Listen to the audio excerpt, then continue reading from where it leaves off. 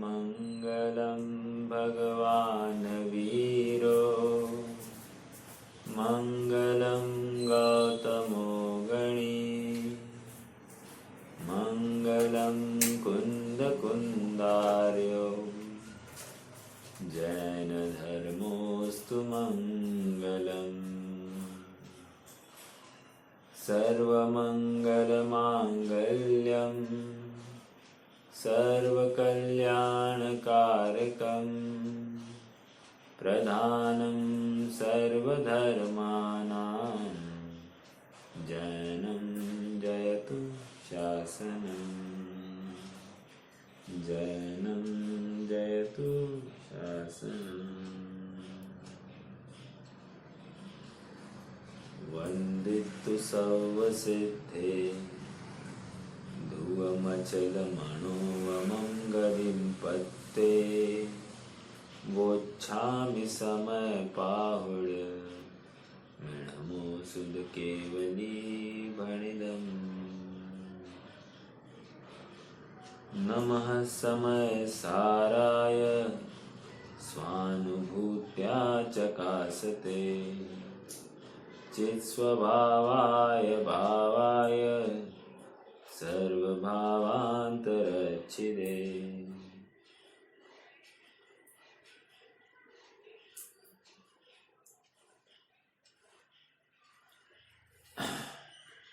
अनंत काल इस शुद्धात्मा से अपरिचित रहने का फल इस जीव को संसार ही संसार मिला है।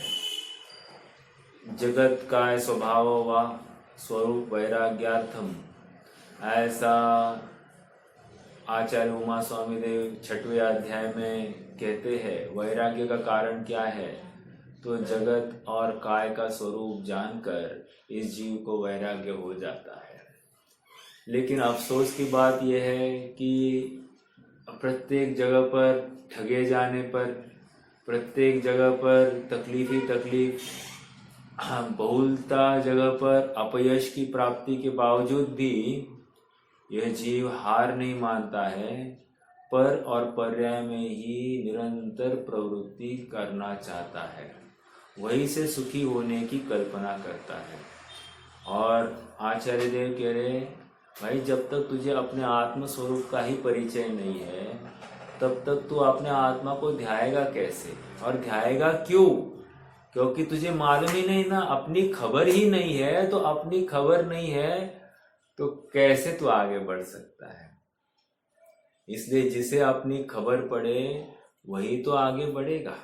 देखो, जैसे एक चींटी है, चींटी क्या करती है? यहाँ की खबर वहां ले जाती है, राइट? तो खबर दी है ना, तो उसके पीछे वो खबर लेके गई। अब वो उस खबर को सुनकर क्या कहे, उस खबर को समझकर बाकी सब चिंटियां उसके पीछे एक लाइन में आती है, राइट? तो एक के खबर पर इतने सबको विश्वास है, और यहाँ पर आचार्य देव हमको साक्षी दे रहे, लो भाई ये खबर है अपने आत्म तत्व की। हम में से कितने जन तैयार है कि हम उस खबर को फॉलो करने के लिए तैयार हो जाए? समझ में आ रहा है क्या? देखो, और यहाँ तो निज की खबर है, अपनी निधि मतलब मालूम है, जो अनमोल खजाना है उसको निधि कहते हैं। और ऐसा अनमोल खजाने की प्राप्ति हमको होने वाली है, और फिर भी हम अपने से अपरिचित रहना क्यों पसंद करते हैं? ज्ञान की प्रतिपल उठे तरंग, झांकता उसमें आत्म राम। अरे आबाल सभी गोपाल, सुलभ सबको चिन्मय अभिराम। अबाल सभी गोपाल के लिए यह शुद्धात्मा चिन्मात्र स्वरूप सदा सुखमयी, सदा अवेलेबल है। समझ में आ रहा है क्या? प्रत्येक समय में वो ज्ञान की एक तरंग झलकती है, और वो झलकाव ही मेरी हयाती का परिचायक है। और इस परिचय से ही मैं विस्मृत हो गया हूँ, बेखबर हूँ, और मैं जड़ सत्ता में ही अपनी खबर लेने के लिए निकला हूँ। समझ में आ रहा है? और ये इस जीव की अज्ञानता कहो, मूर्खता कहो, क्या कहे, इसकी यही होनहार है। इसीलिए तो इस प्रकार का प्रयास हो रहा है। षटकारकीय व्यवस्था के माध्यम से इस आत्मा का परिचय हम इस 47 शक्तियों का जो प्रकरण है उसके अंतिम पड़ाव में हम देख रहे हैं। पहली षटकारकीय शक्ति, पहले तो सबसे पहले कह दिया भाव शक्ति ऐसी एक शक्ति है जो पर षटकारकीय क्रिया से रहित ऐसे इस द्रव्य को रखती है। और क्रिया शक्ति यह कहती है कि आत्मा में षटकारकीय, निर्मल षटकारकीय परिणमन रूप अवस्था पाई जाती है, अर्थात आत्मा ही उस षटकारक रूप होता हुआ दिखाई देता है। ऐसा एक क्रिया शक्ति ने बताया। देखो, एक है क्रियावती शक्ति और एक है क्रिया शक्ति। अब क्रियावती शक्ति मतलब जो गमन हेतु, राइट, लेकिन यहाँ पर क्रिया शक्ति के माध्यम से आत्मा के परिणमन स्वभाव की बात चलती है। आप कहोगे भाव शक्ति अभाव शक्ति में क्या कहा था, वहां पर भी तो परिणमन स्वभाव की तो बात कर रहे थे। बात बराबर है, वहां पर भी परिणमन स्वभाव की बात कर रहे थे, लेकिन निश्चित पर्याय क्रम की बात कर रहे थे। कोई ना कोई पर्याय होगी और एक के बाद एक होगी, नियत काल में होगी, अन्य काल में नहीं होगी। इन सब बातों की वहां चर्चा थी। यहां पर कह रहे स्वभाव का सामान्य परिणमन जो है, वो स्वभाव का स्वाभाविक परिणमन जो है, ये षटकारकीय व्यवस्था के माध्यम से है।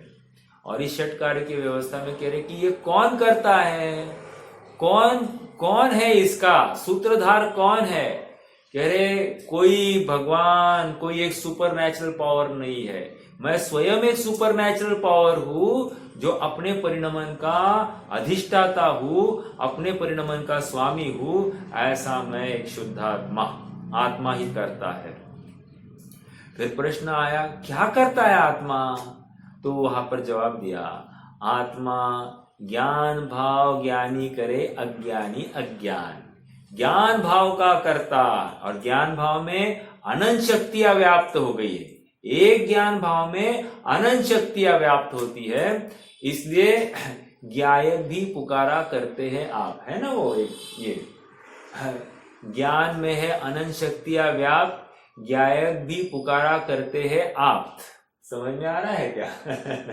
ज्ञायक भी पुकारा करते हैं आप मतलब भगवान, वो इसको ज्ञायक भी पुकार करते हैं। ठीक है, मुझे तो ये कहना है कि क्या कर रहा है, तो आपने ज्ञान भाव को कर रहा है। ये कर्म, ज्ञान भाव को करना ये भी कर्म, अपने सुख भाव को करना ये भी कर्म, और अपने अनंत धर्मों को धारण करना ये भी कर्म, अपने विरुद्ध धर्म को धारण करना ये भी कर्म, अपने त्यागोपादान रूपी शक्ति को धारण करना ये भी धर्म, अपने प्रभुत्व को धारण करना ये भी धर्म। समझ में आया? तो ये धारण करने का जो कार्य है ये कर्म शक्ति, क्रिया कर्म शक्ति के माध्यम से बताया जा रहा है। कर्म कारक कहो, कर्म शक्ति कहो, एक ही बात है। हाँ, क्रिया हो गया, कर्ता हो गया, अभी कर्म शक्ति। मैंने क्रिया कहा क्या? क्रिया हो गई। क्रिया के माध्यम से क्या समझाया? क्रिया के माध्यम से यह समझाया कि षटकार्य की व्यवस्था इस आत्मा में ही होती है, और उसके लिए कारण कौन है? ये क्रिया शक्ति। और वो षटकार्य की व्यवस्था क्या है? तो कह रहे इसका कर्ता कौन? तो कर्ता कह दिया आत्मा। कर्म कौन है? अर्थात उसका फल क्या? कह रहे ये जो परिणाम हो रहे हैं ये उसका फल है। सुख स्वभाव रूप परिणमन हो रहा है, ये कर्म है।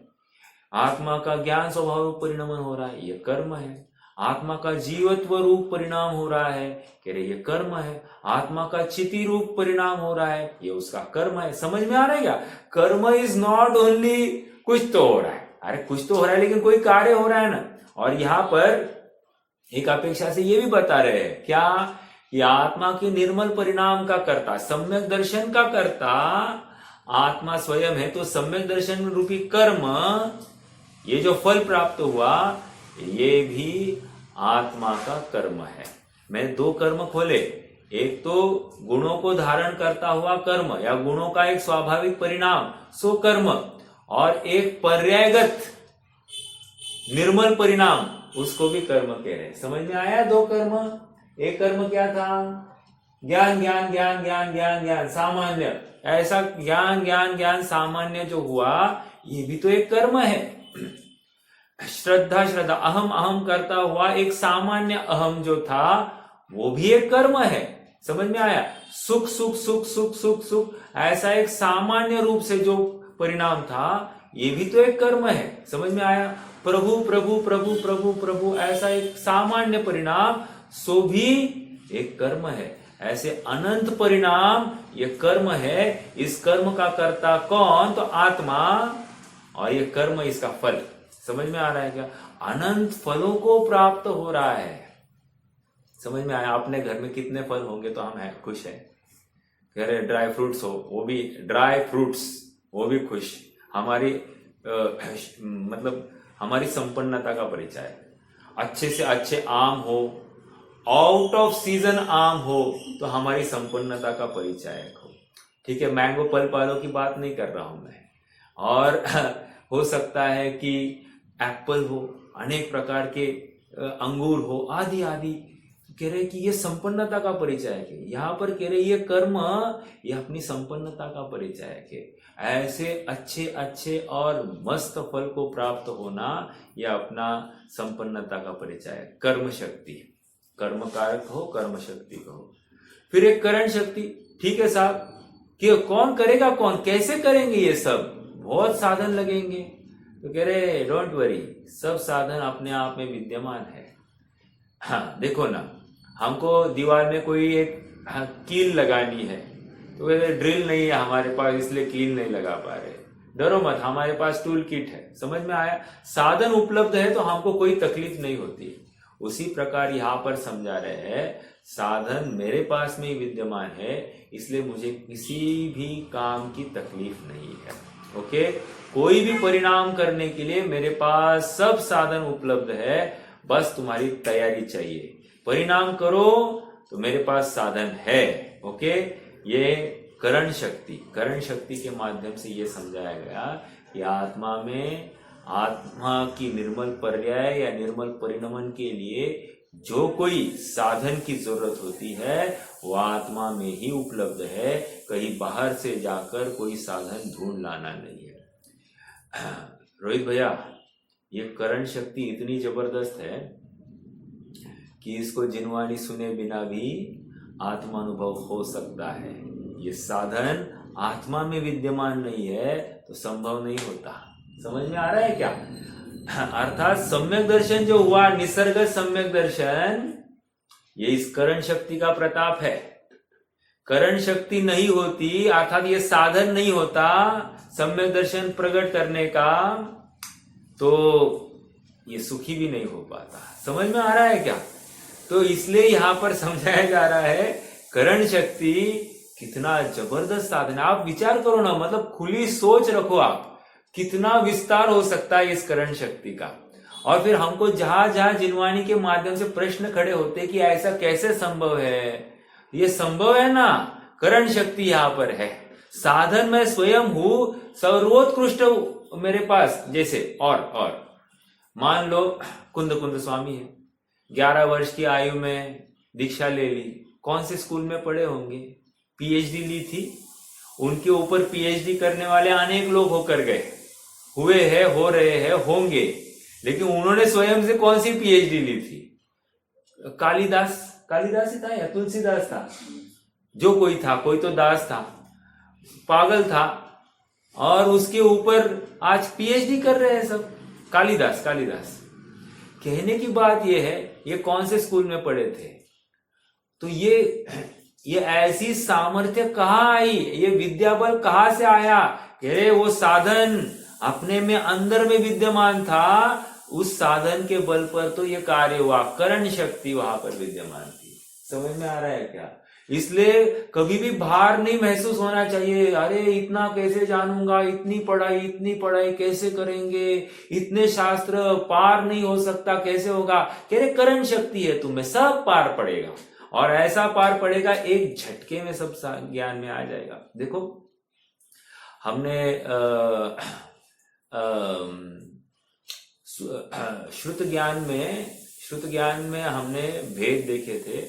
वहां पर आचार्यों को ऐसी रिद्धियां प्रकट हो जाती है कि हम मात्र उस शब्द का स्टार्टिंग बोले या शास्त्र का नाम बोले तो पूरा शास्त्र का ज्ञान हो जाता है, पूरे शास्त्र का ज्ञान हो जाता है। कैसे?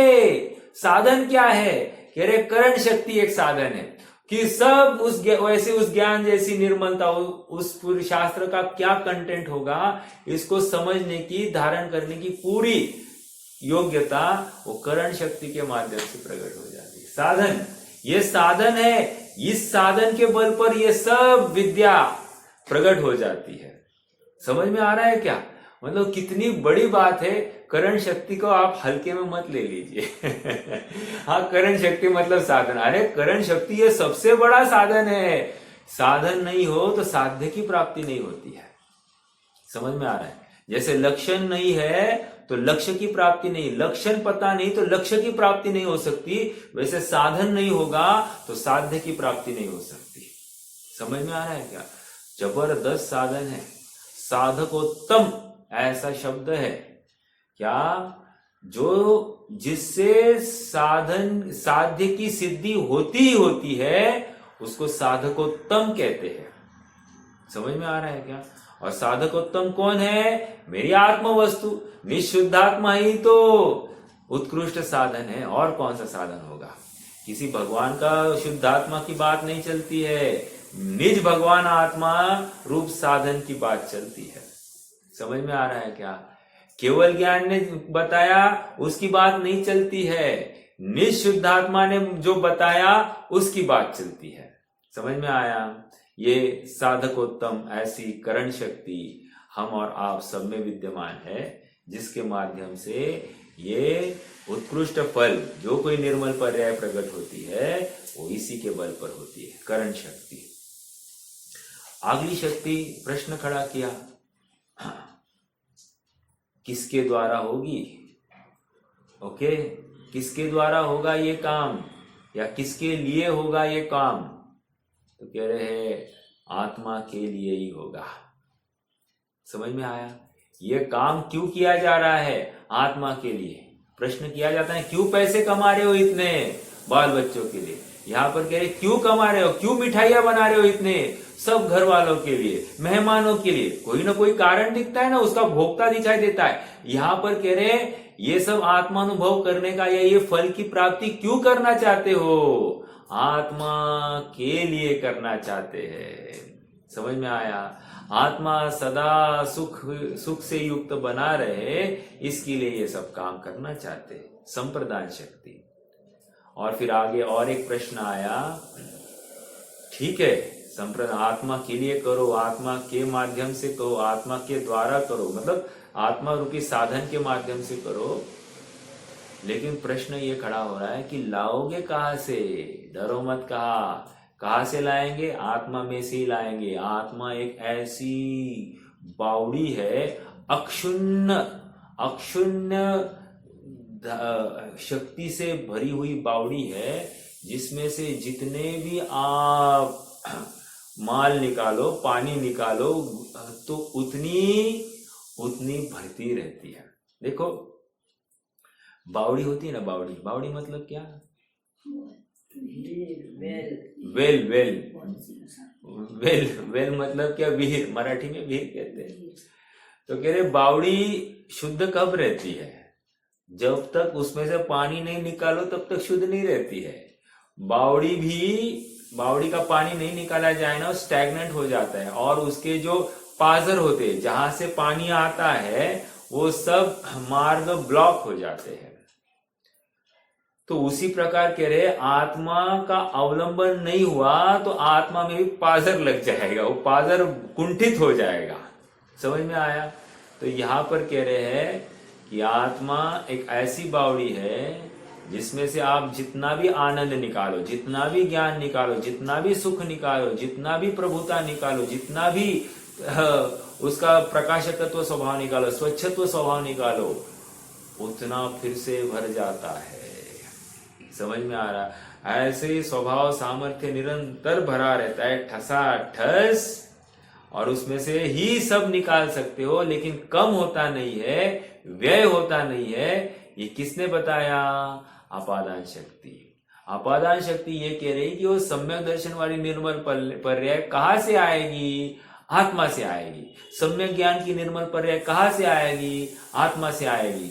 ये आप महाव्रत वाली जो निर्मल पर्याय है वो कहां से आएगी? आत्मा में से आएगी। कह रहे हैं वो श्रेणी आरोहण करने वाली शुद्ध पर्याय कहां से आएगी? आत्मा में से आएगी। कौन बता रहा है ये? आपादान शक्ति ये कर रही है कि सब पर्याय को डिलीवर करती है ऑन टाइम। वो डुंजो 18 मिनट्स आता है ना, 19 मिनट्स में डिलीवरी, वैसे यहां पर एक समय में वो डिलीवरी। समझ में आ रहा है क्या? इतनी फास्ट है आपने यहां पर। तो कहने की बात, लेकिन करेंगे कैसे? आत्मा के आश्रय से। ये इतना काम करना पड़ेगा, नहीं तो बोलेगा नहीं अभी तक डिलीवर नहीं हुआ, अभी तक डिलीवर नहीं हुआ सम्यक दर्शन। अरे डिलीवर कैसे होगा? तुम अंदर गए कहा? तुम पहले अंदर जाओ तो ये सब डिलीवर हो जाएगा। ठीक है। आपादान शक्ति, आपादान शक्ति ने ये बताया कि सारा माल अंदर से ही आता है, बाहर किसी के अवलंबन की, किसी की राह देखने की जरूरत नहीं। वहां तो कोई आएगा, मार्ग में ट्रैफिक जैम होगी, माल गिर सकता है, खराब हो सकता है, कुछ मिलावट हो सकती है, कुछ भी हो सकता है। यहाँ पर आपादान शक्ति कह रहे खरा माल मिलेगा, कोई खोट नहीं होगी। आपादान शक्ति, ठीक है, एकदम और फ्रेश, बिना स्पर्श किया हुआ, डायरेक्टली वहां से प्रकट हो जाएगा। ठीक है, आपादान शक्ति। अब अगली प्रश्न खड़ा हुआ, ठीक है साहब, आत्मा में से आएगा, लेकिन इसका आधार क्या है? सपोर्ट सिस्टम क्या है इसकी? तो इसलिए कहा कि आत्मा में एक शक्ति है जो आधार प्रदान करती है, धारण करती है। किसको? अनंत शक्तियों को धारण करना और अखंड आत्मद्रव्य को धारण करना, अनंत पर्याय को धारण करना। ये धारण करने का काम किसने किया? एक अधिकरण शक्ति ने। समझ में आया? किसके आधार से हो रहा है? कह रहे आत्मा ही आधार है, अन्य और कुछ नहीं। तीन लोग को जानने का आधार क्या? मेरा आत्मा। समझ में आया? मेरा स्वयं का आधार क्या? मैं स्वयं। समझ में आया? मैं अपने आधार से हूं, मैं किसी पर पदार्थ, इस शरीर के आधार से नहीं, इस श्वासोश्वास के आधार से नहीं, मैं ये रक्त घूम रहा है इसके आधार से मेरा जीवन नहीं, ये क्या कहे हार्ट बीट हो रही है इसके आधार से अपना जीवन नहीं। समझ में आ रहा है क्या? मेरा आधार मैं स्वयं हूं। ये शरीर, ये पुद्गल के आश्रित मेरा कुछ भी नहीं है। ऐसा ये अधिकरण शक्ति अपने आत्मा में है। एक बात ये हो गई। दूसरा अधिकरण क्या कहें समझना? दूसरा अधिकरण ये समझना, ये सम्यक दर्शन रूपी निर्मल पर्याय आत्मा से आ जाएगी, लेकिन उसका आधार कौन होगा? तो कह रहे आत्मा स्वयं उसका आधार है। आत्मा किसी के भरोसे नहीं रहेगा, वो स्वयं ही आधार प्रदान करेगा, सपोर्ट सिस्टम तैयार करेगा, और वहीं पर सब सप्लाई हो सकता है इसके आधार से।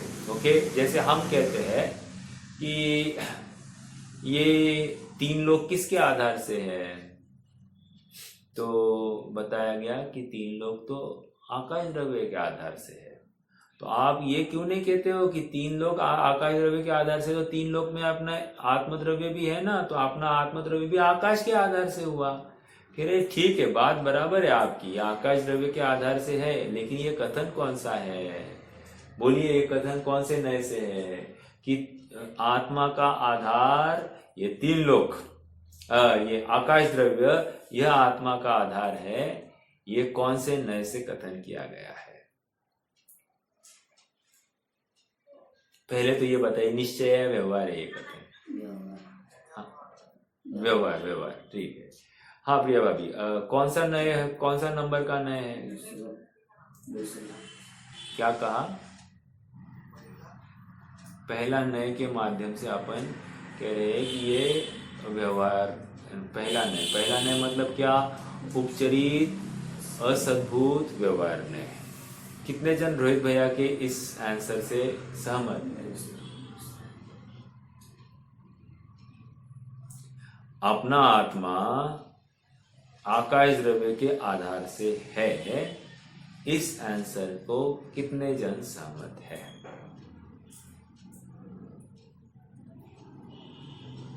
मैं भी वही कह रही थी। बिल्कुल सही, ठीक। आपने कह दिया तो सील लगा देते हैं। कहने की बात यह है कि हाँ, बिल्कुल सही। पहले नए से अर्थात उपचरित असद्भुत व्यवहार नए से यह आत्मा का आधार आकाश है। यदि हम ये कहे कि आत्मा का आधार ये शरीर है तो क्या होगा?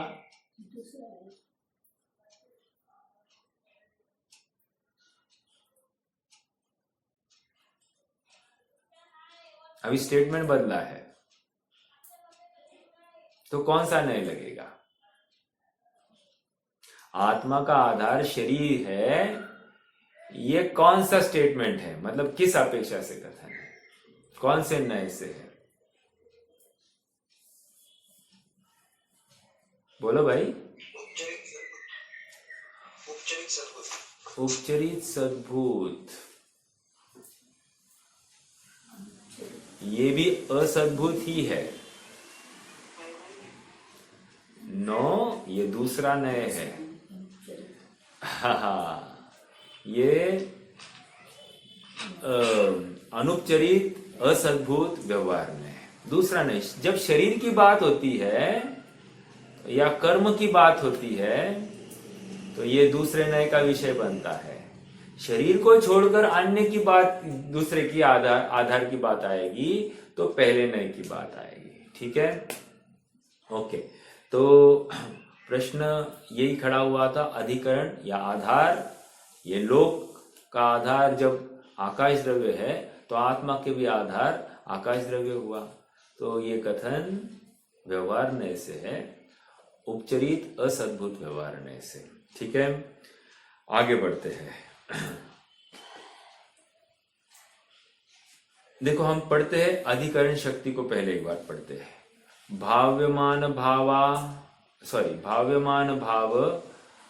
आधारत्वमयी अधिकरण शक्ति। भाव्यमान भाव आधारत्वमयी अधिकरण शक्ति। यहां पर कह रहे हैं कि आत्मा में भाव्यमान भाव के आधारपने के कारण अधिकरण शक्ति है। अर्थात आधार प्रोवाइड करना रूप जो भाव्य भाव है, ये किसकी वजह से है? तो अधिकरण शक्ति की वजह से। आत्मा में ही ऐसी एक शक्ति है जिसका नाम अधिकरण है, जो हर चीज के लिए आधार प्रोवाइड कर रही है। समझ में आ रहा है? आप कहोगे अरे ये अधिकरण शक्ति भी आधार जैसा ही काम कर रही है, और एक अनंत धर्मत्व शक्ति है, वो भी तो आधार ही तो दे रही थी। समझ में आ रहा है? इनडायरेक्टली वो आधार दे रही थी। और एक विरुद्ध धर्मत्व शक्ति, वो भी तो आधार दे रही थी परस्पर विरुद्ध धर्म युगलों को। और एक स्वधर्म व्यापकत्व शक्ति है, वहां पर भी तो वो आधार का ही तो काम कर रहे थे। तो प्रश्न ये खड़ा हो रहा है, फिर ये अधिकरण शक्ति क्या है? तो कह रहे एक काम करने के लिए अनेक लोग लग सकते हैं, एक काम करने के लिए अनंत गुण भी लग सकते हैं। अनंत गुण की बात कर रहा हूं मैं, एक दो की बात नहीं कर रहा हूं। अनंत गुण भी लग सकते हैं। यह ऐसी ये सामर्थ्य है अधिकरण शक्ति। लेकिन अधिकरण शक्ति ये कह रही है पूरे आत्मद्रव्य को, सर्व पर्यायों को आधार देने का काम किसने किया? इस अधिकरण शक्ति ने किया। बॉस से बॉस अधिकरण शक्ति। तो ये एक बात यहां से भी हो गई। अधिकरण शक्ति की विचर्चा हमारी पूर्ण हो गई। हाँ, जैसे मैंने कल कहा था कि ये षटकारक दो प्रकार के हैं, एक भिन्न षटकारक और दूसरा है अभिन्न षटकारक। अभिन्न षटकारक ये निश्चयात्मक कथन है, अर्थात निर्मल परिणाम की अपेक्षा कथन है, जो यहाँ की बात चलती है। और भिन्न षटकारक ये व्यवहार की कथन है, और यहाँ पर परद्रव्य को कारक कहा जाता है या आधार आदि सब कुछ बताया जाएगा, षटकारक के दायरे में बिठाया जाएगा। अब अगला एक प्रश्न खड़ा हो रहा है कि ठीक है साहब, ये कारक तो वैसे ग्रामर में 8 प्रकार के हैं और आपने यहाँ पर 6 ही बताए, तो यहाँ पर कह रहे हैं कि जिनका होना नहीं होना फर्क नहीं करता है उनको कारक में नहीं लिया जाता है अध्यात्म में। ये अध्यात्म का प्रकरण है, ग्रामर का प्रकरण नहीं है। जैसे संबोधन है ना, एक संबोधन कारक है, वो क्या करता है, हे राम। अबे हे राम, या राम के भाई लक्ष्मण ने रावण का वध किया, तो राम जो है ये संबोधन, तो वहां उसको कोई वैल्यू ही नहीं है। लक्ष्मण ने रावण का वध किया, इतनी सी बात थी, बट यहाँ पर राम का भाई लक्ष्मण ने ऐसा किया, तो वहां पर जो राम का प्रयोजन नहीं दिखाई देता। इस पर्टिकुलर सेंटेंस में ही सब काम फलित होता है, तो इसलिए उस कारक को यहाँ पर नहीं लिया गया, संबोधन भी नहीं लिया गया है। और एक कारक है, उसको भी नहीं लिया गया। कौन सा है, संबंध कारक, उसको भी नहीं लिया गया। ठीक है, नहीं एक मिनट, संबोधन कारक है और एक कारक है,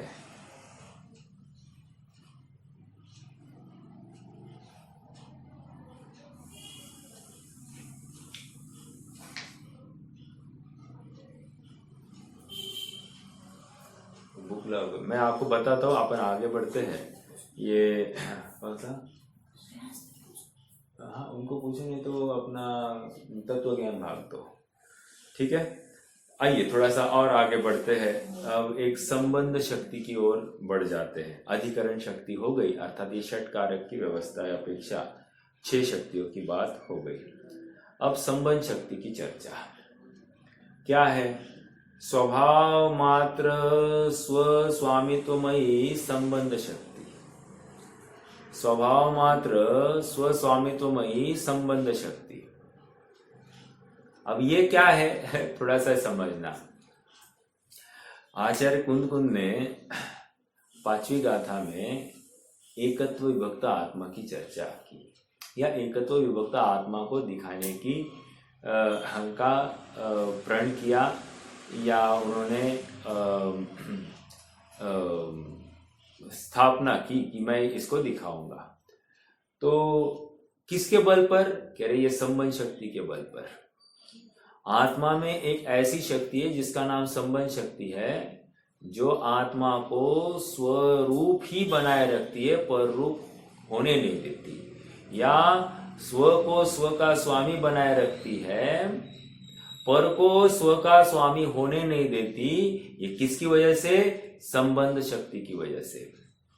मतलब किसी भी काल में यह आत्मा परतंत्रता को प्राप्त ही नहीं होगा। किसकी वजह से, संबंध शक्ति की वजह से। तो मैं ही मेरा करता धरता, मुझ में पर का कुछ काम नहीं, कुछ काम नहीं कहकर पर का मुझ में प्रवेश नहीं हो सकता। यह संबंध शक्ति का बल है। समझ में आया। अपने से एकत्व और पर से भिन्नत्व, पृथकत्व, ये किसकी वजह से है, ये संबंध शक्ति की वजह से है। समझ में आया। तो संबंध शक्ति ने क्या दिखाया, एकत्व विभक्त आत्मा का निर्णय कराया। वैसे मेरा एक प्रश्न है, संबंध शक्ति ये सामान्य शक्ति है या विशेष शक्ति है, या सामान्य विशेष शक्ति है?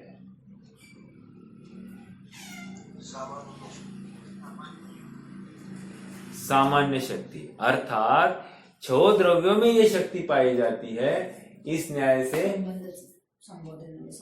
हाँ, संबोधन आणि संबंध शक्ति बराबर है। ठीक है।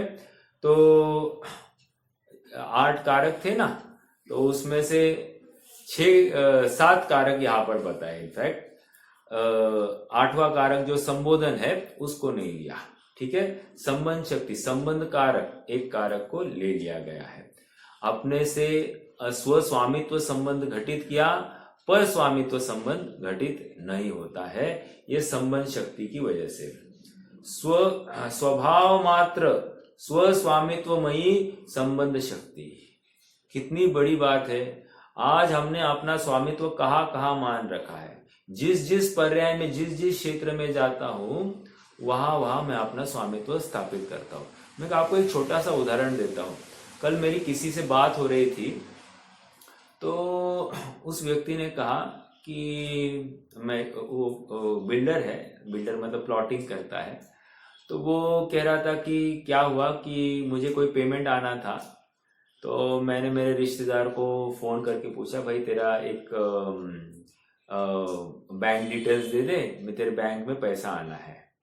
तो ठीक है कहा, तो उसने बैंक डिटेल्स दे दिए और इसके पैसे, इसको किसी से पैसे आने थे, डायरेक्ट पैसे उसने उस आदमी के खाते में डाल दिए, उसके रिश्तेदार के। अब हुआ ऐसे, 2-3 दिन में इसने फोन किया, भाई मुझे पैसे की जरूरत है, वो पैसे मेरे इसमें अकाउंट में ट्रांसफर कर दे। तो वो आदमी ने कहा कि तुम्हारे 3.5 लाख रुपए मैंने यूज कर लिए हैं। तो मैं ये बात क्यों कर रहा हूं? संबंध शक्ति की वजह से। अर्थात कोई मेरे सत्ता में अतिक्रमण नहीं कर सकता है। मेरी जो प्रॉपर्टी है, मेरी प्रॉपर्टी में कोई प्रवेश नहीं कर सकता, उसको छीन नहीं सकता है, उसके ऊपर अधिपत्य स्थापित नहीं कर सकता है। ये किसकी वजह से कह रहे हैं? ये संबंध शक्ति की वजह से। अर्थात स्व में स्वत्व और पर में परत्व। समझ में आया? पर में परत्व क्यों है? क्योंकि पर रूप हो नहीं सकता, इसलिए परत्व है। मान लो हम पर रूप हो सकते तो कौन नहीं होना चाहता? सभी तो अभी आज जितना भी मिथ्यात्व का प्रभाव है, विपरीत मान्यता का प्रभाव है, ये क्या है? पर को अपना बनाने का या अपने को पर रूप बनाने का तो प्रयास चल रहा है। दिन रात अहर्निश किसकी प्रयास कर रहा है? इसी का तो प्रयास हो रहा है, राइट? तो यहां पर समझा रहे हैं, संबंध शक्ति के माध्यम से मेरा पर के साथ कुछ भी संबंध हो नहीं सकता, पर मेरा स्वामी बन नहीं सकता। ऐसा स्वतंत्र स्वाधीन पदार्थ मैं हूं, ऐसा जिसको निर्णय हुआ, वो जीव पामर क्यों होगा? वो जीव पराधीनता को क्यों चाहेगा? वो दुखी क्यों होगा? मैं स्वयं, देखो संबंध शक्ति का रूप सुख में कैसे लगाएंगे? मैं अनंत सुख का धारण करने वाला, ऐसा मेरा स्वस्वामित्व संबंध इस सुख के साथ में है। मेरे सुख का भोक्ता मैं स्वयं ही हूं। इसका परिचायक कौन है? ये सामर्थ्य कौन दे रहा है? संबंध शक्ति दे रही है। मेरा सुख किसी के साथ बांटा नहीं जा सकता, ऐसा जिसको विश्वास हो गया, वो क्यों बाहर की तरफ झांकेगा? समझ में आ रहा है क्या? मेरा सुख कोई नहीं छीन सकता। ऐसे ही अब ज्ञान में संबंध शक्ति घटित की है। देखो, एक गुण का रूप दूसरे गुण में बहुत आनंद आता है। ऐसी एक्टिविटी करते रहना तो इसमें और मजा आता है, विषय बहुत खुलता है। जैसे ज्ञान है, मेरे ज्ञान का स्वामी मैं ही हूं। मैंने जितना जाना उसका सामर्थ्य कहां से आया? ये मेरे आश्रय से ही आया।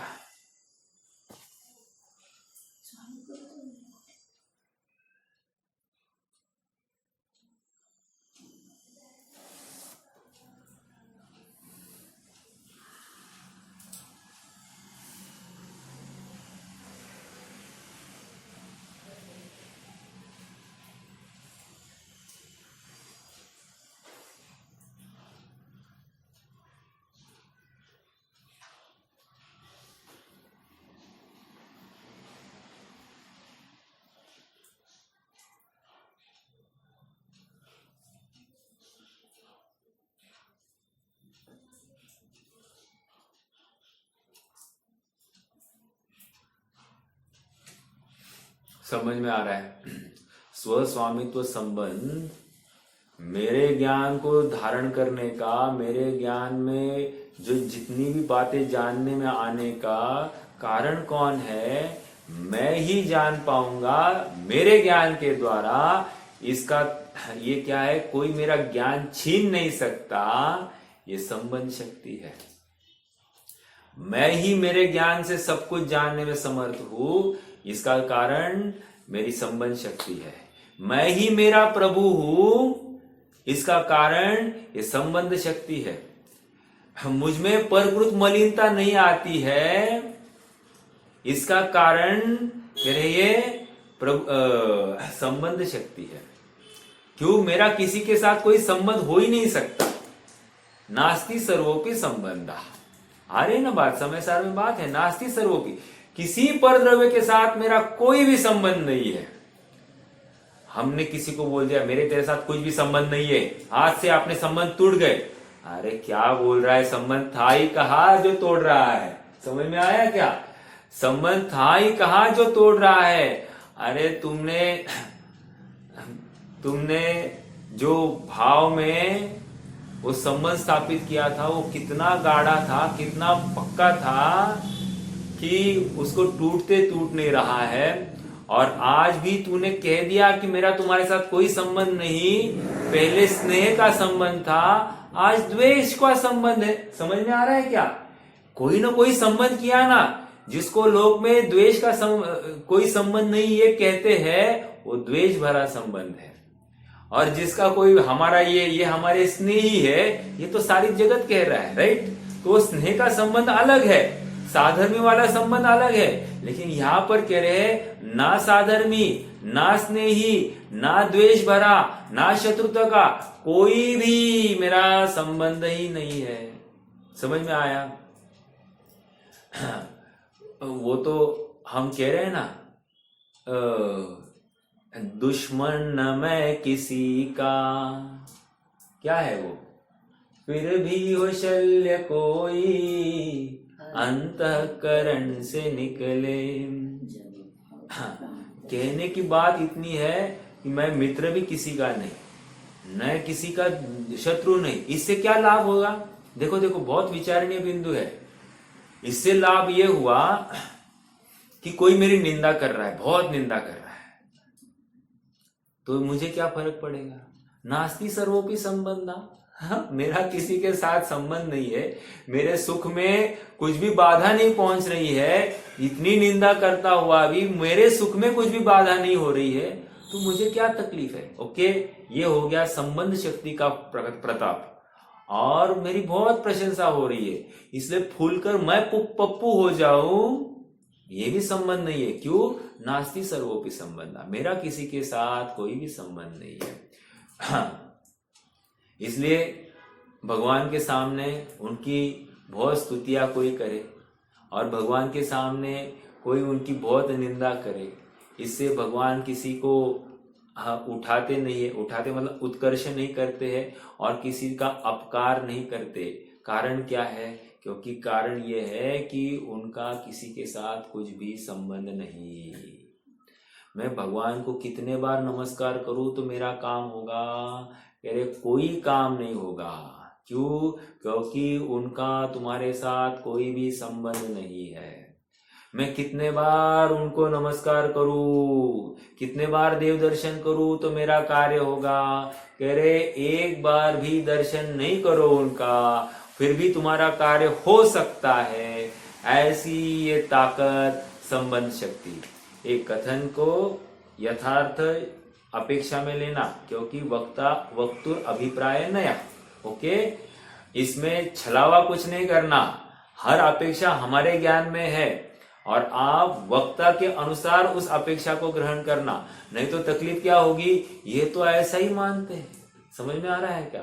तो मान्यता की कोई बात नहीं। देखो, जैसे आज मैं सुमन जी का एक छोटा सा वीडियो देख रहा था कि हमारी जीवन शैली कैसी हो जाए जिसकी वजह से हम स्वस्थ रहे।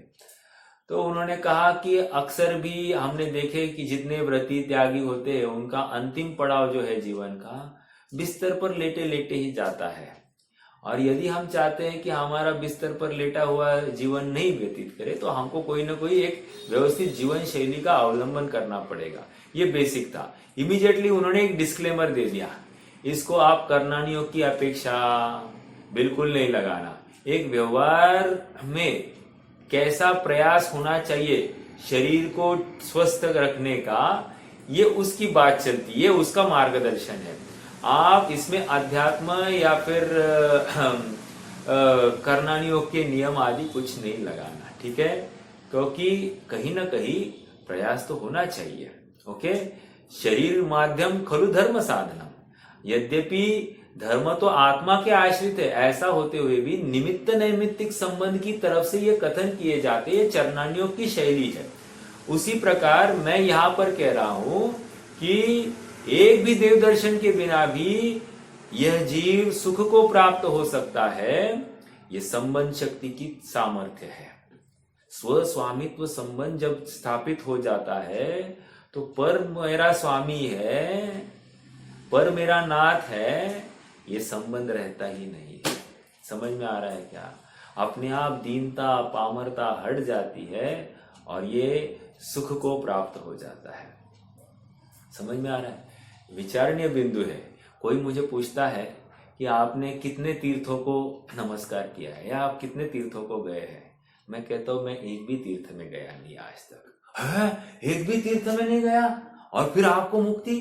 अरे डरना क्या है, ये संबंध शक्ति है ना अपने में। तीर्थ तारत नाही, तीरथ तीरथ फिरत है, तीरथ तारत नाही, जो थिर भये सो तिर गए, तीरथ तारत नाही। क्या कहा? जो स्थिर हुआ, कहा स्थिर हुआ? अपने स्वतत्व में स्थिर होता है, वही तिर जाता है। अभी एक आंटी जी का फोन आया था थोड़ी देर पहले। मैंने पूछा, साधर्मी है, उन्होंने पूछा कि हम झांझरी जी के क्लास में ज्वाइन होते हैं, विद्वान है वे, प्रदीप जी झांझरी, और बहुत अच्छा पढ़ाते हैं। अब तो उन्होंने हमको ध्यान करना सिखाया। मैंने कहा सुनिए, ये शब्द दोबारा नहीं बोलना। क्यों? कोई किसी को ध्यान करना सिखाता नहीं है। जिस दिन ध्यान होता है वो किसी को चिकता हुआ या पुकारता हुआ या डिंडोरा पिटाता हुआ कहीं घूमता नहीं है। ध्यान तो स्व अनुभूत क्रिया है। इसको आप इतना कहो कि कैसी चिंतन धारा होनी चाहिए, स्व को अनुभव करने के लिए चिंतन धारा में क्या विकल्प चलने चाहिए, इसके बारे में मार्गदर्शन चलता है। ध्यान ये शब्द बिल्कुल यूज नहीं होना चाहिए और आज हर जगह पर इसी को ध्यान कहा जा रहा है, सो गलत है। ये समझ में आ रहा है कि आप मेरे पक्ष को या मेरे मंतव्य को आप अच्छे से समझ रहे होंगे। तो जितने जितने ध्यान के क्लासेस चल रहे हैं या ध्यान नाम से कुछ टाइटल चलता है, I am very sorry to say that is not ध्यान, दैट इज ओनली शुभ विकल्प। ओके, शुभ विकल्प के ऊपर, और शुभ विकल्प इज इक्वल टू आश्रव, एंड शुभ आश्रव इज इक्वल टू कोई ना कोई ध्यान, वो आर्त ध्यान या रौद्र ध्यान की कैटेगरी में जाएगा। थोड़ा सा समझना, मतलब बहुत विचारणीय बिंदु है। तो ध्यान एक्चुअल में गिरिराजों का ही होता है, आत्मानुभव, इसको ध्यान बोले। ऐसा नहीं है, श्रावकों का भी हो सकता है हमारे जैसे। धर्म ध्यान तो चौथे से, धर्म ध्यान चौथे से कहा गया है, तो क्या तकलीफ है? वो हम बोलना था। हाँ, आत्मानुभव या फिर जब होगा उसी समय ही वो ध्यान बोले जाएगा। हाँ, वही बोला जाएगा। और वैसे तो देखा जाए ध्यान तो प्रत्येक जीव मात्र कार्य, निगोदिया भी ध्यान कर रहा है, लेकिन उसका अर्थ ध्यान रौद्र ध्यान है, जिसको हम ध्यान मानते नहीं, कुध्यान है वो। सत ध्यान तो चौथे गुणस्थान से आगे बढ़ता है। ठीक है, कहने की बात यह है कि हर अपेक्षा को हमको समझना चाहिए और उसका व्यक्तिकरण भी इंपॉर्टेंट है। हम किसी शुभ विकल्प को ध्यान के नाम से प्रोपागेट करें, ये बहुत गलत बात है। समझ में आ रहा है क्या? इससे कोई अज्ञानी जीव, भले हम दिग्भ्रमित नहीं हुए, लेकिन दूसरा जो इस पक्ष से अज्ञात है वो इससे भ्रमित हो सकता है। समझ में आ रहा है क्या? इसलिए शब्दों का प्रयोग बहुत सोच समझकर होना चाहिए। ठीक है, देखो अब यहाँ पर पेज नंबर 54 पर थोड़ा सा नीचे हम पढ़ते हैं। इस प्रकार यह शक्ति, संबंध शक्ति की बात चलती है, इस प्रकार यह शक्ति आत्मा के एकत्व विभक्त स्वरूप को बतलाती है। इस संबंध शक्ति के माध्यम से भगवान आत्मा पर के साथ किसी भी प्रकार का कोई संबंध नहीं है। खत्म, मेरा किसी के साथ, ये देखो संबंध नहीं है कहकर कोई मेरे लिए उपकारी नहीं और कोई मेरे लिए अपकारी नहीं, दोनों लगाना। अपन क्या तक लगाते हैं? उपकार के रूप में, अपकार के रूप में बराबर परद्रव्य के साथ संबंध जोड़ते हैं। समझ में आया? तो कह रहे ये नहीं, नॉट पॉसिबल। क्यों? कि कोई आत्मा का पर के साथ किसी भी प्रकार का कोई भी संबंध नहीं, यह निश्चित हो जाता है। इस प्रकार इस संबंध शक्ति में यह बताया गया है कि अनंत शक्तियों में एक संबंध शक्ति नाम की शक्ति भी है कि जिसके कारण यह आत्मा किसी भी पर पदार्थ का न तो स्वामी है, न ही कोई पर पदार्थ ही भगवान आत्मा का स्वामी है। मैं किसी का स्वामी हूं, ये पॉसिबल नहीं। कोई मैं किसी का दास अर्थात कोई मेरा स्वामी है, ये भी पॉसिबल नहीं। समझ में आ रहा है क्या? हाँ, इस तात्पर्य यह है कि न तो इसके माथे पर के स्वामित्व का भार है, न अन्य की पराधीनता ही है। इससे और लाभ क्या है? देखो और लाभ मैं आपको बताता हूं, विचारणीय बिंदु है। जैसे हम दान देते हैं कि नहीं देते हैं? देना चाहिए। कितना देना चाहिए? 25% out of our income, maximum किसकी सामर्थ्य हो उसकी। कहने की बात यह है कि हम दान देते हैं, तो दान देते समय में भावना क्या होती है? मैंने पर का उपकार किया, मैंने पर का उपकार किया। अरे रे रे रे, ये दीन भावना है। दान की परिभाषा तत्वार सूत्र में क्या की है? क्या की है? दान की परिभाषा तत्वार सूत्र में क्या आई है? स्वस्याति सर्गो, स्वस्याति सर्गो दानम। एक शब्द और है, क्या है एक शब्द बीच में? स्व तथा पर के उपकार के लिए दान किया जाता है। छठवा सातवां। तो कह रहे स्व तथा पर के उपकार के लिए दान किया जाता है। पहले शब्द क्या है? स्व का उपकार, तथा पर का उपकार हुआ तो हुआ, लेकिन मूल बात स्व के उपकार के लिए है। इस बात को हम भूल जाते और हमने पर को दिया तो पर के ऊपर हाथ रखा, पर के ऊपर छत्र रखा, ऐसी मान्यता पुष्ट हो जाती है। यहां पर समझाते तुम्हारा ऐसा कुछ भी संबंध नहीं है। अनुग्रहार्थम स्वस्याति स्वर्गो दानम, ऐसा सूत्र है। अनुग्रह मतलब क्या? निज का अनुग्रह, निज का कल्याण तथा पर का कल्याण, इनके लिए वस्तु का त्याग करना सुध्यान, ध्यान है, दान है, सॉरी नॉट ध्यान, दान। कहने की बात ये 7वें अध्याय का 38वां सूत्र है। कहने की बात इतनी है कि संबंध शक्ति के माध्यम से इसका रिलेशन कैसे? कह रहे कि हम किसी का कुछ करें, किसी के स्वामी बने, ये पॉसिबल नहीं है, और कोई हमारा स्वामी बने, ये भी पॉसिबल नहीं। इसका मतलब मेरे ऊपर किसी ने उपकार किए हैं, उस उपकार को मैं जीरो मान लूं। क्यों? क्योंकि किसी के साथ मेरा संबंध शक्ति नहीं है। ये व्यवहार में चरणानियोग इसको डंडा मारेगा। समझ में आ रहा है? चरणानियोग कहेगा नहीं नहीं, उपकार को भूलना नहीं चाहिए। लेकिन ये अध्यात्म की चर्चा है, और अध्यात्म की चर्चा में ये है कि उस ऋण के नीचे कितने दिन बैठा रहे। कह रहे हटा दे ये सब विकल्प, ये सब संकल्प, सब सांकले तोड़ दो और एक अपने शुद्धात्मा में आ जाओ। समझ में आया?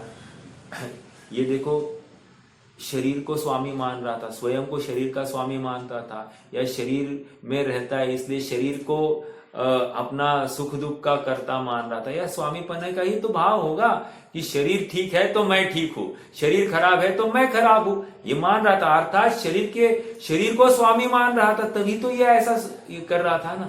तो कह रहे यहाँ पर आत्मा में एक संबंध नाम की शक्ति है जो ये बताती है कि आत्मा किसी के अधीन नहीं होता, ऐसा किसी को स्वामी बनाता नहीं और किसी का स्वामी होता नहीं, ऐसा सामर्थ्य ये संबंध शक्ति के माध्यम से। ठीक है, अब देखो अगला प्रश्न एक खड़ा किया गया है, संबंध तो भिन्न भिन्न द्रव्यों के बीच होता है, अतः मैं ही स्व और मैं ही स्वामी, यह कैसे हो सकता है? प्रश्न खड़ा समझ में आया? ये हमारे समधी है, मतलब क्या, हमने इनके पास साथ संबंध स्थापित किया, तो दो जनों में स्थापित हुआ ना। यहाँ पर कह रहे ये संबंध दो द्रव्य में होता है, आप तो आत्मा के साथ में आप संबंध जोड़ रहे हैं।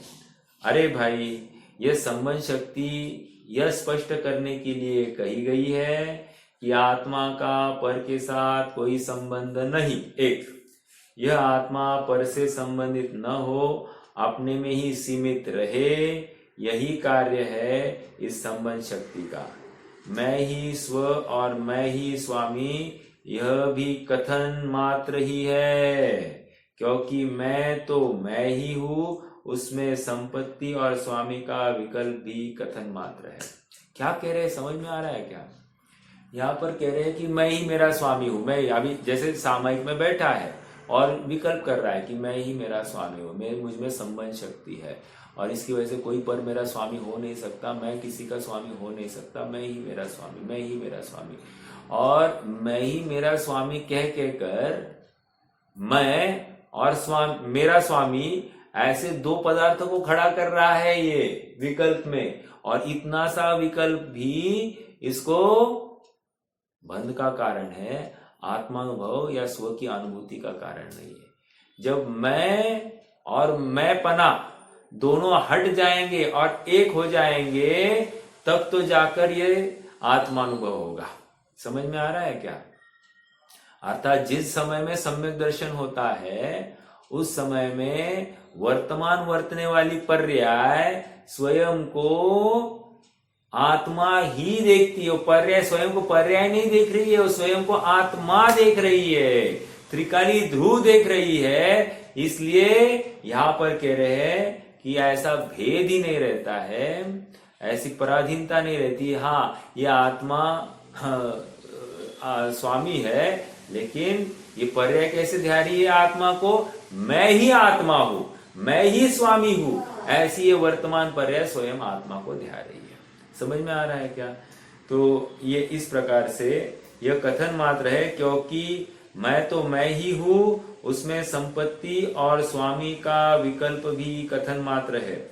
यह संबंध शक्ति पर के साथ संबंध बताने के लिए नहीं कही गई है, अपितु पर के साथ सभी प्रकार के संबंधों का निषेध के लिए कही गई है। पर के संबंध के निषेध पर बल देने के लिए स्वयं में ही स्व स्वामी संबंध बताया गया है। समझ में आ रहा है क्या? देखो ना, क्या है, इस जीव को इतना यह है कि संबंध होता है, दो पदार्थों में होता है, तो संबंध तो जोड़ना है। अब पर के साथ नहीं तो किसके साथ जोड़े, तो उसको बोला जोड़ दे अंदर। समझ में आया? ये प्रश्न ही नहीं होना चाहिए था। जब पर से हटा तो स्व में जाना ही जाना चाहिए था। जैसे एक गाथा है आचार्य अमृतचंद्र की, कुंद की, कि हमने प्रज्ञा छैनी से पर से भिन्न कर दिया आपने उपयोग को साहब, अब बोलो क्या करना। क्या? जिस भांति प्रज्ञा छैनी से पर से विभक्त किया इसे, उस भांति प्रज्ञा छैनी से ही अरे ग्रहण करो इसे। प्रश्न किया शिष्य ने कि साहब हमने आपने जैसे बताया वैसे सभी पर पदार्थों के साथ नास्ति सर्वोपि संबंध, नास्ति सर्वोपि, सबको पृथक कर दिया। शरीर भिन्न, आत्मा भिन्न, राग द्वेष भिन्न, सब सब सब भिन्न, शुभ भाव भिन्न। अब बोलो अब आत्मा को कैसे ध्यान? अरे कह रहे आचार्य देव कैसा है ये लल्लू, वो कह रहे कि तू स्वयं अभी इतना सब करने के बाद में अब बचा क्या? इसका मतलब तूने किसी को छोड़ा नहीं है। बोला तो है तोता रट किए, लेकिन अहम अभी भी पर पदार्थ में स्थापित किए हुए है। तो फिर आचार्य देव फिर भी समझाने की टोन में कह रहे हैं, तुमने जैसे जैसे सबको अलग अलग किया ना, वही ज्ञान रूपी छैनी से अब उस ज्ञान रूपी छैनी को अंदर की तरफ ढला दे और अपने आत्मा को अब अपनत्व से दे। इतने देर सब पर पदार्थों को पर रूप से देख रहा था, अब उसी ज्ञान छैनी से, प्रज्ञा छैनी से तू अपने को आप रूप दे, बस तेरा काम हो जाएगा। ये भी समझाने की भाषा है, ये कोई समझाता नहीं है। आचार्य देव बहुत करुणा होकर समझा रहे हैं, लेमैन से लेमैन को ये बात समझ में आएगी। ठीक है, यह संबंध शक्ति पर के साथ संबंध बताने के लिए नहीं कही गई है। भैया जी, हाँ बोलिए।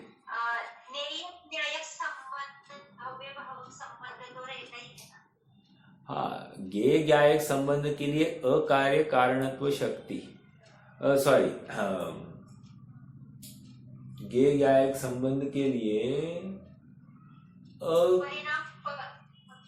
परिणाम में परिणामकत्व शक्ति, यस, परिणाम में परिणामकत्व शक्ति ज्ञेय ज्ञायक संबंध रहता है। हाँ, तो ज्ञेय ज्ञायक संबंध तो ठीक है, वहां पर अपेक्षा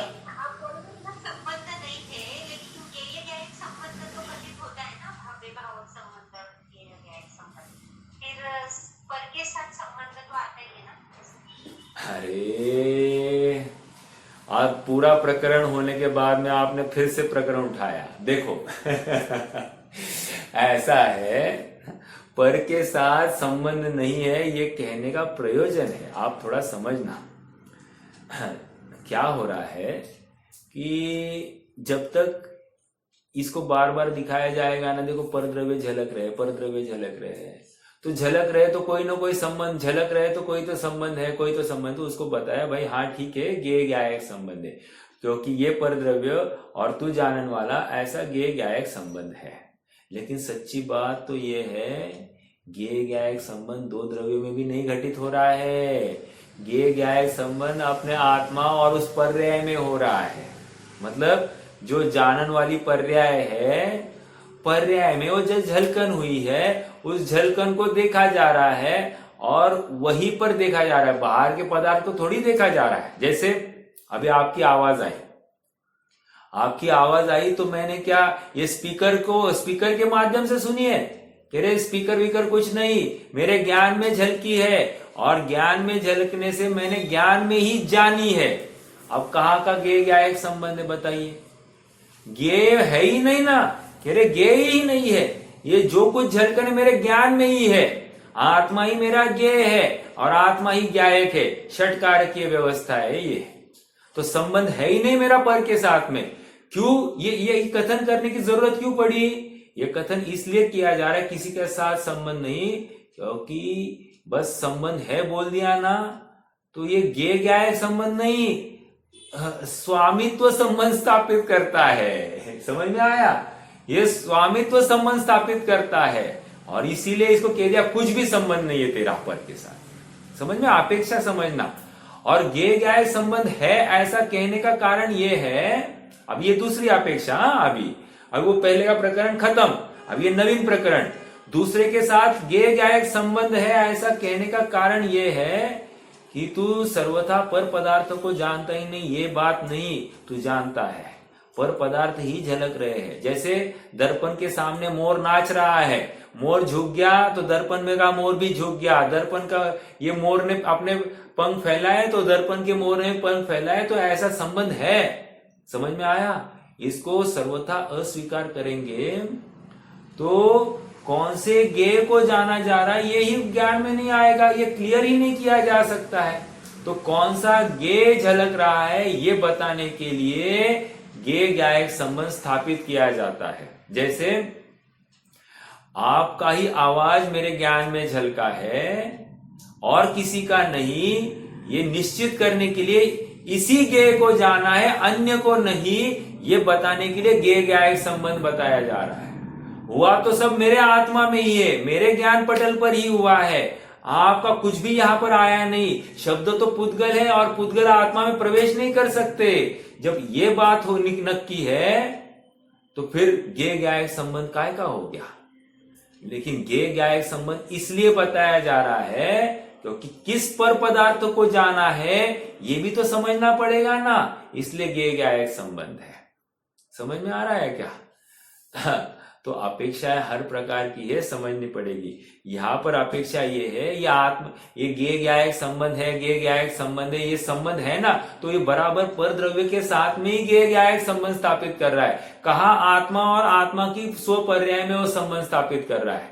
जैसे ज्ञान दर्पण में जो कोई झलकन हुई है तो मैंने अपने ज्ञान में ही झांक कर देखा है, मैंने बाहर कुछ नहीं देखा है, ये कहा निर्णय कर रहा है।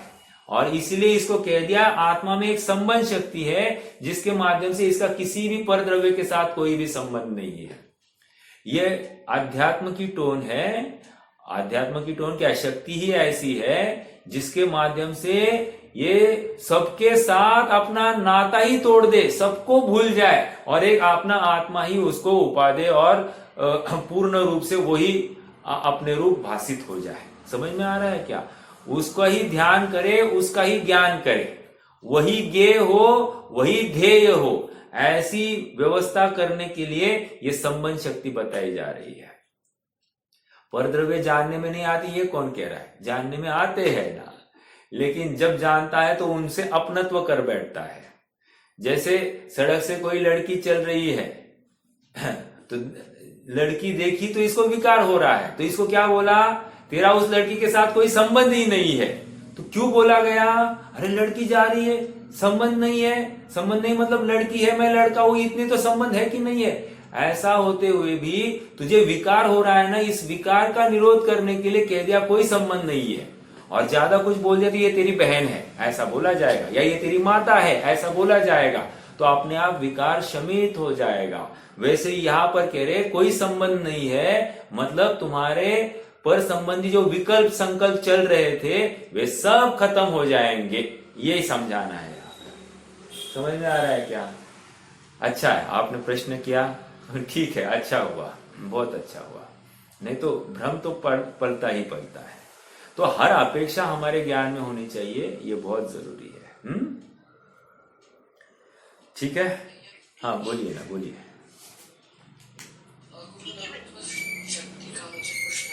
हाँ, शब्दस्थान वृत्ति हानि जो निरंतर गुणों और पर्याय हाँ, तो ये सिद्ध के इसमें कैसे लगे? हाँ, सिद्ध के पर्याय में कैसे लगे? पहले तो अगुरु लघु शक्ति का पहले यह नक्की करे कि अगुरु लघु शक्ति ये परिणमती हुई, उछलती हुई शक्ति है, निर्मल पर्याय, ये स्वीकार हो रही है क्या? हो रही है। ये जीव में पाई जा सकती है क्या? पाई जा सकती है। तो फिर सिद्ध भी जीव है कि नहीं? है, जीव है। तो उनमें भी उनका परिणमन पाया जा सकता है। एक मेरा ठीक है, मैं इसको अभी एक्सपांड नहीं करूंगा, मैं शॉर्ट ही कर देता हूं। तो कहने की बात, सिद्ध में भी अगुरु लघु शक्ति का परिणमन पाया जा सकता है। अब हमको क्या लग रहा है कि शुद्ध परिणमन 100% उसका प्योर फॉर्म ही होना चाहिए। ऐसा होते हुए भी प्योर, देखो सिद्ध अवस्था में भी ना वेरिएशंस हो सकते हैं। किसके? षट स्थान पतित हानि वृद्धि के वेरिएशंस पाए जा सकते हैं। किसकी वजह से? ये अगुरु लघु शक्ति की वजह से।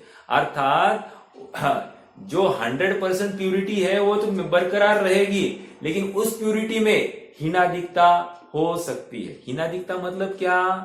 उसमें भी वेरिएशंस पाए जा सकते हैं। वो वेरिएशंस किसकी वजह से है? कह रहे हैं ये अगुरु लघु शक्ति की वजह से। जो उसका बेस रेट है ना, बेस, उसमें 3 लोक 3 काल के सर्व पदार्थ जानने में आए। ये ज्ञान की अपेक्षा बात कर रहा हूं, वो तो बेस में ही ये सब पक्का है।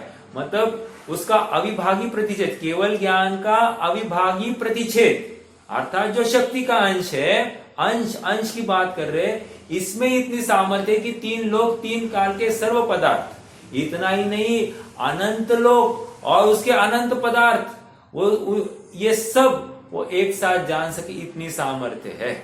ओके, तो ये तो उस ज्ञान के अविभागी प्रतिच्छेद की ताकत बता रहे। अब कह रहे हर बार उतना ही रहेगा क्या? नहीं, कह रहे हीनाधिक हो सकता है, मतलब हीनाधिक में अधिक हो सकता है। बेस तो ये है ही, इसके ऊपर ही कुछ ना कुछ रह सकता है, ये वेरिएशंस पाए जा सकते हैं। और इसको लेकर जानने में कम आएगा ये बात नहीं, या जानने में अधिक आएगा ऐसी भी बात नहीं, क्योंकि लोक ही तीन है, समझ में आया, और तीन कालवर्ती पदार्थ है। तो इन सब पदार्थों को तो बेस में ही जान लिया, तो इससे अधिक कुछ जानने योग्य है ही नहीं, तो जानेगा क्या एक्स्ट्रा? तो बस उसका अविभाग प्रतिच्छेद अधिक पाया गया, इतनी सी बात है। समझ में आ रहा है क्या? उससे उपलब्धि कुछ नहीं है, लेकिन ऐसा हो सकता है कि प्रत्येक पर्याय में वो हीनाधिकता हो सकती है, मतलब दो पर्याय परस्पर सेम नहीं होगी, अलग अलग हो सकती है। हाँ, सिद्ध की तो बात कर रहा हूं मैं, ठीक है। ये तो अपन ने ज्ञान में घटित किया, सुख में भी ऐसे ही घटित करना, सब में ऐसे ही लगाना। ओके, इसमें वेरिएशंस पाए जा सकते हैं, संख्यात गुणहानि, असंख्यात गुणहानि, ये सब पाया जाएगा। लेकिन जो शक्ति का अंश जो वहां पर प्रकट हुआ है, उस अंश के ऊपर ही सब काम होगा, नीचे नहीं होगा। ओके, उसमें संख्यात गुण हानि, असंख्यात गुण हानि या अनंत गुण हानि ये लगाया जा सकता है, या संख्यात गुण वृद्धि, असंख्यात गुण वृद्धि या अनंत गुण वृद्धि, ये सब लगाया जा सकता है, या भाग में लगाया जा सकता है, सब हो सकता है। लेकिन इतना है, वो बेस पक्का होगा ही होगा, उसमें कोई कमी नहीं आएगी।